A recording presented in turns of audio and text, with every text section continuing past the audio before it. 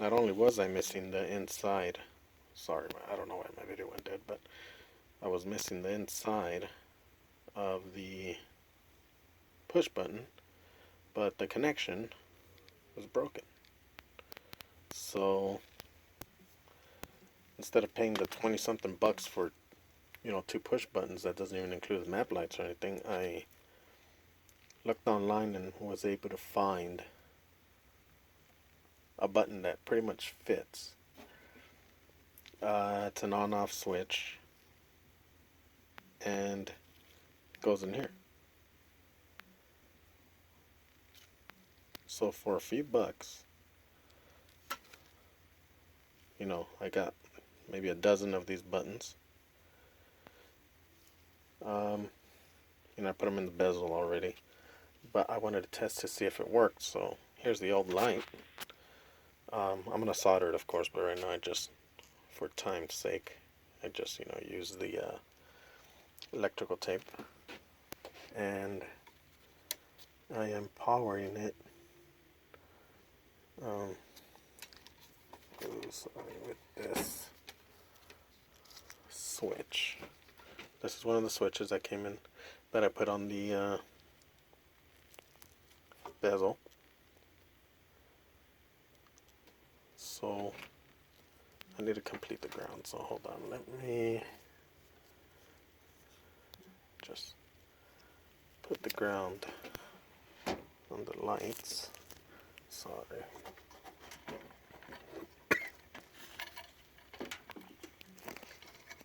I'm gonna need to ground this one moment. Just gonna put you down for a second.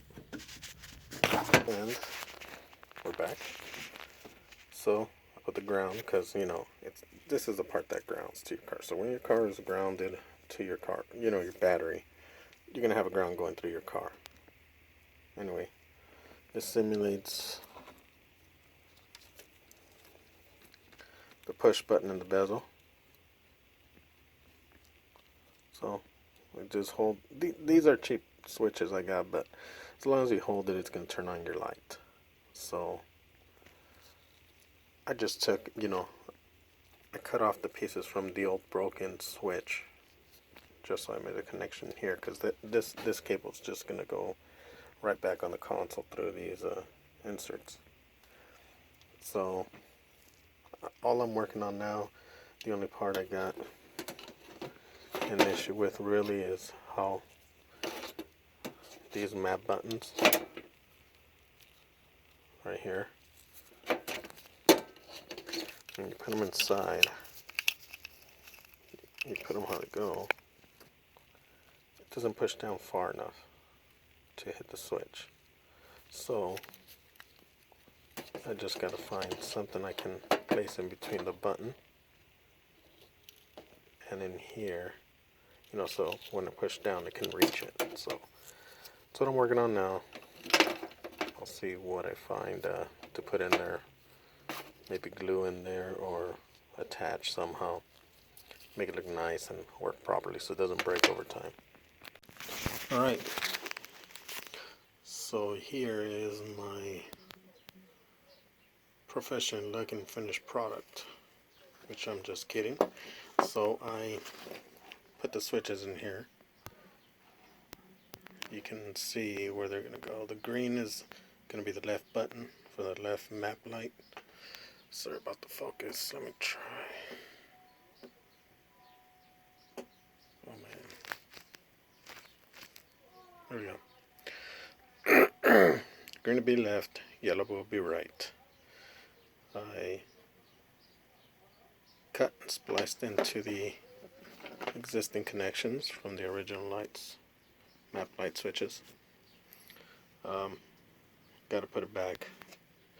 I thought I knew how to solder, even though I hadn't really tried it before. Did a crappy job, but it'll hold for now. It's going to be hidden anyway.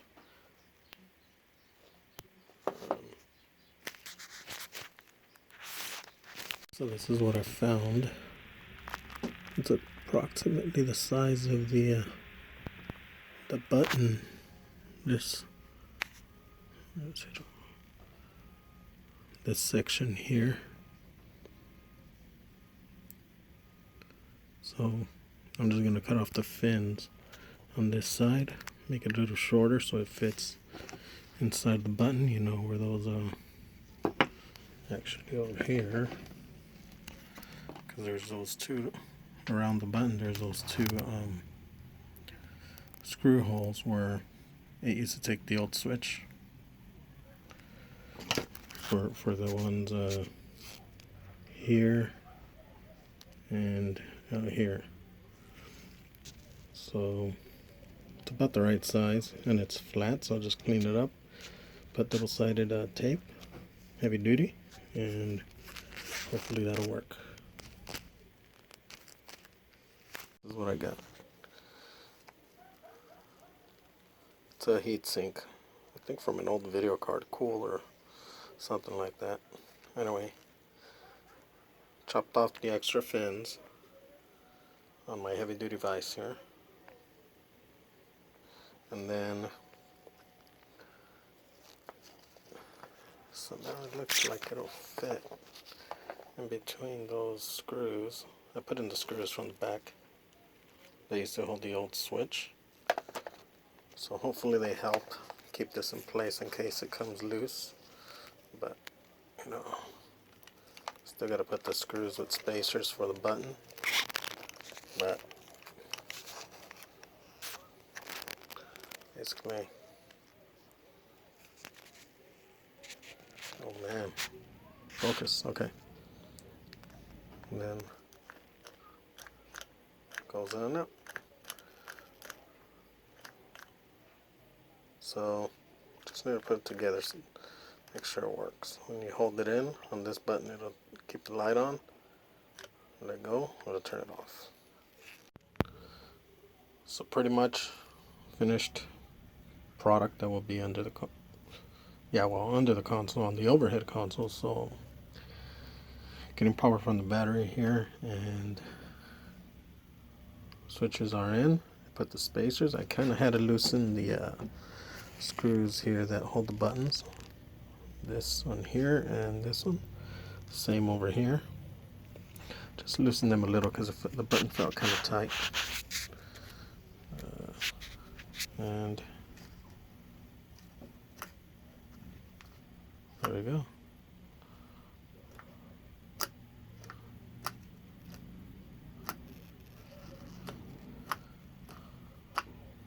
So buttons are ready to go back on the console. I got the insert put away for now, but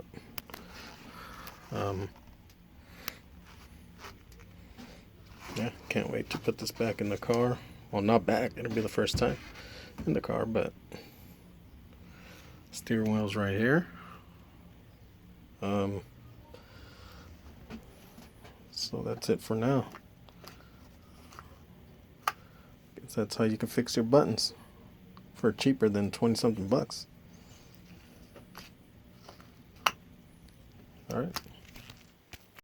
Alright, so it's wired up.